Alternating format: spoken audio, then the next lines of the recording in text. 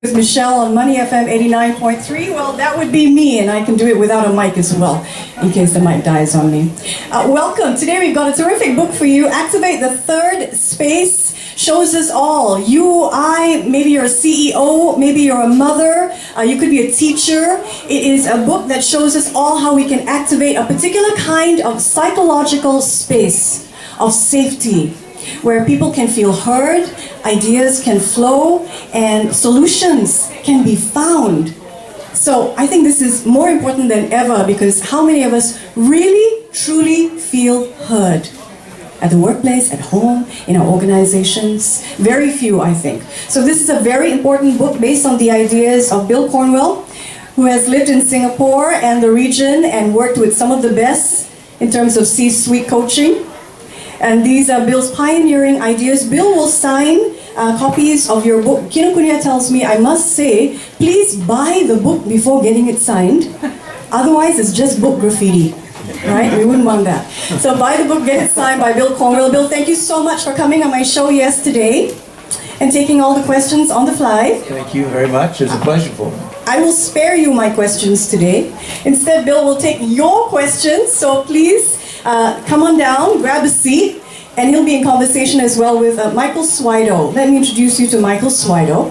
He is founder of a boutique publishing firm called Switow Media. They've got a great new service that will help you preserve the stories of your family so that people can find out about Akong and Grandma and Uncle Mike long after they've gone. So keeping stories alive across generations. Michael is also a journalist at heart. He's written prolifically for NPR and AP, been on television and radio in Hong Kong and here in Singapore as well. So because you're a journalist at heart, Michael, we're expecting some tough questions from you today. All right? How's that sound? Sounds great. There we go. Sounds great. I know these two have a terrific conversation lined up for you. So without further ado, please welcome your moderator and the co-author of Activate the Third Space, Michael Switow. Michelle Martin, thank you very much. Isn't she amazing? Thank you so much for joining us today. And thank all of you. A little over 2 years ago, this man, Bill Cornwell, approached me with an idea. An idea that he said would transform modern companies and could even have a positive impact on our lives at home. I quickly found out that this guy is a deep thinker. He's an expert in the art of asking questions. And one of the things I took away from that initial conversation was I thought about the business books around us. And there are some great titles here in Kinokuniya. Most of them, though, are written for the C-suite. They ask questions like, how can I be a better leader? How can I get my followers to follow me better? That's for 5%. But what about the other 95% about us? 95% of us. Those books don't speak to us. They don't tell us how can we be better in the workplace and how can our organizations leverage our strengths. Now let me ask you, how many of you have heard a company say, people are our most important asset? Show of hands. Yeah, I bet you've heard this. Maybe they say that in your own company as well. But how many of you feel at times like your voice in the workplace goes unheard, that your opinions don't matter? Hand went up really quickly right there. This is a very, very real problem. And it has a cost that can be measured and seen and felt. And Bill, this is my first question to you.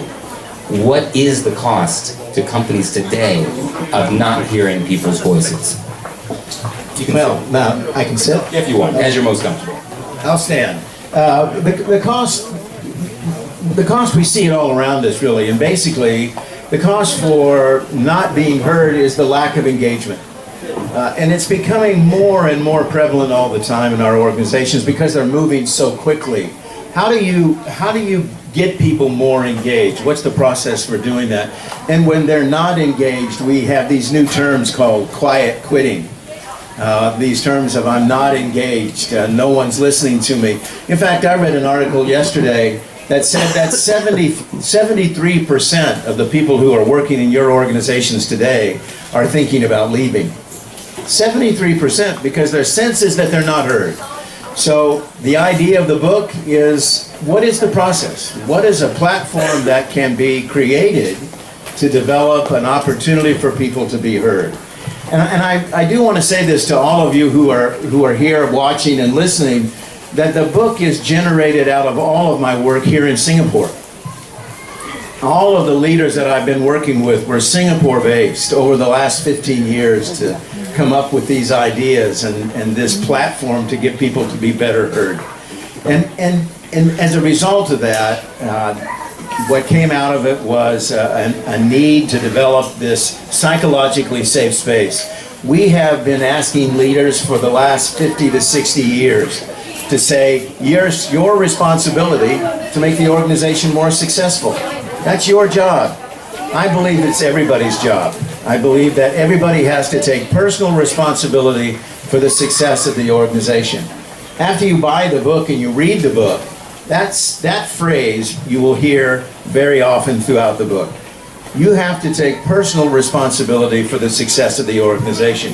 But the key is that the book creates a platform, a methodology to be able to do that, and that methodology is called activating the third space. All right, I'm going to jump in right there. Please. You mentioned, and maybe I'll stand too. There we go. We can be in symmetry here. So you mentioned that the roots of this book are here in Singapore. You've been here for a long time, as have I.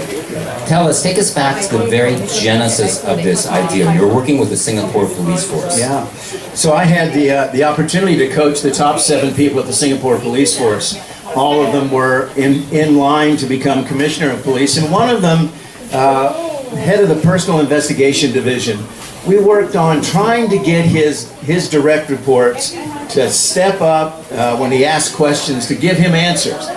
Nothing but crickets, very silent when he was asking that question. So as I was coaching him, I worked on all of the typical kinds of things that would help create better engagement and get those folks to feel confident that they could engage with the system, engage with the organization. Still didn't work. And then it dawned on me that it wasn't him. It was really the people who reported to him, that they were just saying, well, you just tell me what to do, and then I'll go ahead and do it. That started the whole process of moving from what I called active followership, from proactive followership, to finally getting to the point where I called it proactive self-leadership. And so proactive self-leaders, those of you who are in the business world who are listening to this, let me ask you just a quick question. Have you ever gone on Monday morning, gone into your boss's office and said, what are your big rocks this week? How can I help you? How can I support you to be more successful? No, people are shaking their heads. No, that's just, I've never done it, and I wouldn't do it to my boss. I wish someone would come in and say to me on a Monday morning, Michael, what can I do to help you? Yeah, exactly. And in the book, we define exactly how to do that. The book is when you read the book, what you're going to find out is that there's 3 basic parts of the book. There's a story which is told, and I think many of you will see yourselves in the story that's written about an organization that is struggling to be more engaged. The second part of the book is the theories behind hierarchy, behind what it means to be a human capitalist versus an HR person. All of that is in the book. But the second part of the book, very important, is called the field guide. How do you do all of this? And that was a very important part of the book for me. How do you become a proactive self-leader? How do you ask for activating the third space? When do I do that? The book will give you all of those, the criteria to do it, how to do it, and ways in which to practice it. So I think if there's one tip we were to give people here that they can do in the workplace, regardless of what your company is like, whether it's a company which is open or a company where you feel really constricted, if there's one thing you could do in a word, what proactive. Be proactive, because proactivity will do a couple of things for you. It will help you stand out as someone who is wanting the organization to be more successful, and it will put in front of you learning opportunities for you. If you look at what's being said now, people want experiences. So it's two ways. Don't just expect your boss to give you the experience. Go up and ask. Be proactive and say, look, I'd like to learn this side of the business. I'd like to learn more about this side of the business. Do it. Be proactive. And again, the book will support you in how to go out about and do that. So if we look at companies today, the major problems, we have misalignment. You can have members of a team or members of different departments working on the same project, and they're all going off in their own direction. It can take months to bring them back together again. We have an example in the book where it cost a company millions of dollars because they're all off doing their own thing. We also have a situation where people, like Bill said, they're not engaged. They're quiet quitting, they're laying low, lying flat, they're doing what they need to get by, and they're looking for another job because they feel no connection to the company. What's the solution to this? And this is where I'm going to ask you, Bill, what is the third space? Well, this third space is it's an automatically, psychologically safe space. You know, we've been asking leaders, I could go over there and point out 50 books that tell leaders it's your responsibility to create a psychologically safe space. And I don't think that's fair. I think we've been asking that question too often of the leaders. So in my thinking about how would I overcome that, it was a process to say, suppose we just created a space where when you went into that space, either physically or mentally, you knew it was psychologically safe. The organization where I did some of the original work, they actually had a door into a room which was called the third space. So you knew when you walked into that space, it was psychologically safe. Meaning that I could ask the boss any question, the boss could ask me any question, to try to understand better how we align, so that we understood what we were doing together.